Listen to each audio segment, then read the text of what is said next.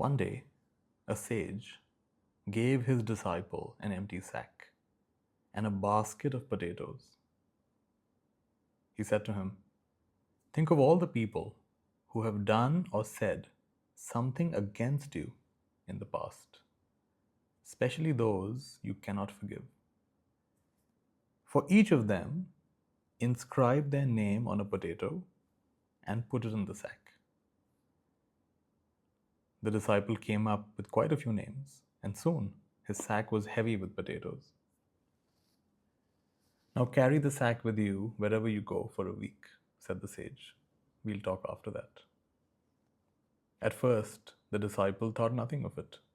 Carrying the sack was not that difficult. But after a while, it became more of a burden. It sometimes got in the way, and it seemed to require more effort to carry as time went on, even though its weight remained the same. After a few days, the sack began to stink. The carved potatoes gave off a ripe odor.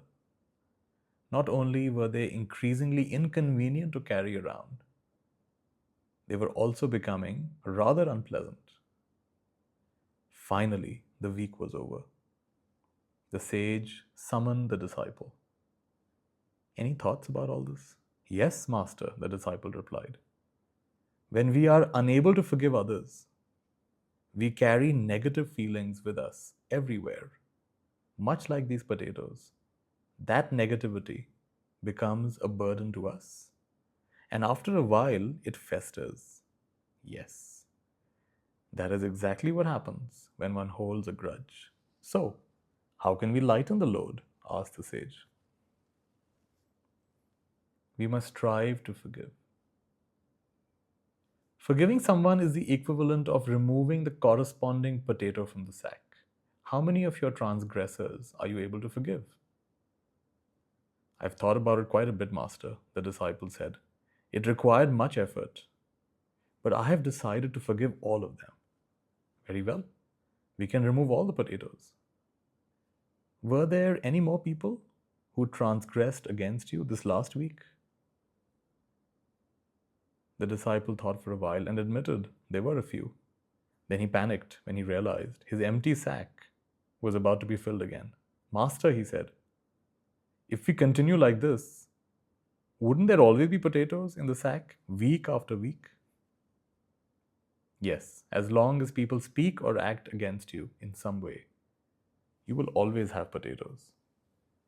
"But master, we can never control what others do. So what good is the Tao in this case?" The Tao is the word for dharma, or the way it is in Chinese. We are not in the realm of the Tao yet. Everything we have talked about so far is the conventional approach to forgiveness. It is the same thing that many philosophies and most religions preach. We must constantly strive to forgive, for it is an important virtue. However, this is not the Tao, because in the Tao, there is no striving.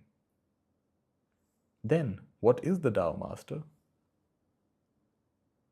You can figure it out. If the potatoes are negative feelings, then tell me, what is the sack? The sack, the disciple thought. The sack would then be that which allows me to hold on to the negativity. It is something within me that makes me dwell on the faults of others and gets me to feel offended. It's my sense of doership.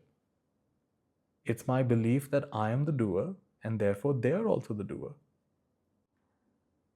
And what will happen if you relax and release and let go of this sense of doership? Asked the sage. Then, the things that people say or do, for or against me, will no longer be a major issue. After all, they are just being the way they are. The sage said, "Yes, in this case, You won't have any names to inscribe on these potatoes. It will mean there is no more weight to carry around and no more unpleasant odors. The Tao of forgiveness is the conscious decision not just to remove potatoes, but to drop the entire sack. The sack of separation, the sack of the belief that you are the doer, you are the thinker, you are the speaker, you are the decider. And just like you, they are the thinkers, they are the doers, they are the deciders. Drop the sack, and you have understood forgiveness in its true sense. And what is that?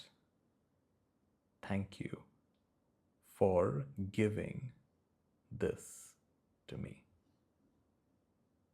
Thank you. Thank you.